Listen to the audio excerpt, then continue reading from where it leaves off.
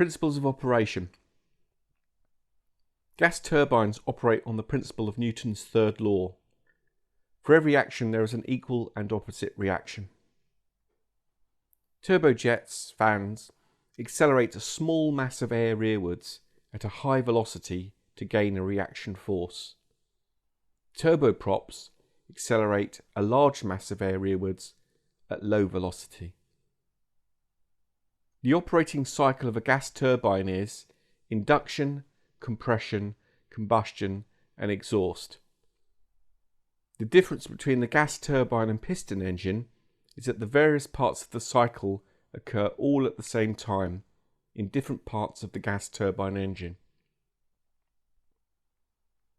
As the intake and exhaust pressures are more or less equal, the cycle is known as a constant pressure cycle. Note, available thrust is limited by turbine inlet temperature. If the temperature is too high, the turbine blades will be damaged. The term Brayton cycle has more recently been given to the gas turbine engine. This also has three components: a gas compressor, a burner or combustion chamber, and an expansion turbine. It's in the combustor, naturally, the temperature is the greatest. In the turbine, pressure decreases from that which was in the compressor. And in the propelling nozzle at the rear, the velocity of the airflow is the greatest. At the front of the engine, there's a convergent duct where velocity increases, the pressure decreases and the temperature decreases. In the divergent section near the rear of the turbine, the velocity decreases, the pressure increases and the temperature increases. This is in accordance with Bernoulli's principle. In the ideal Brayton cycle, there's an isentropic process where ambient air is drawn into the compressor where it's pressurized. There's an isobaric process where the compressed air then runs through a combustion chamber, the fuel is burned, heating that air, a constant pressure process, since the chamber is open to flow in and out. Then there's an isentropic process.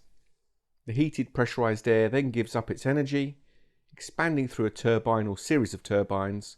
Some of the work extracted by the turbine is used to drive the compressor.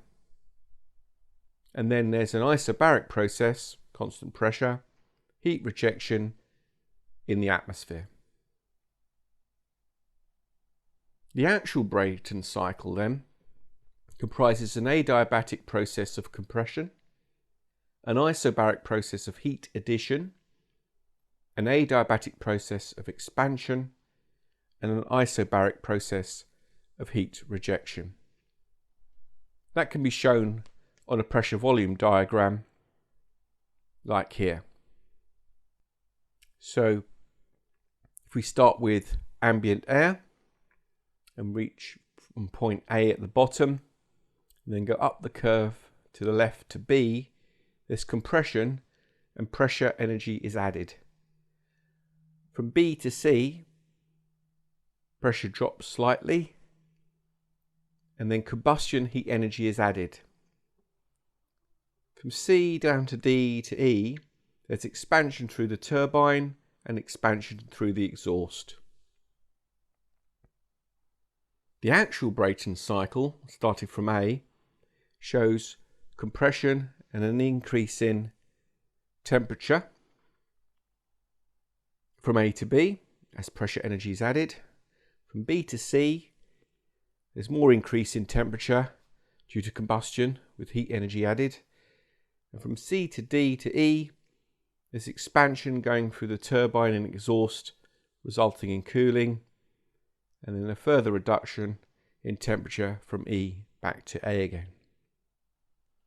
The gas turbine components include an intake, a compressor, be that centrifugal or axial, a combustion chamber, cannula, canannular or annular, turbine and an exhaust. Thermal efficiency is the efficiency at which heat energy of the fuel is converted into mechanical energy.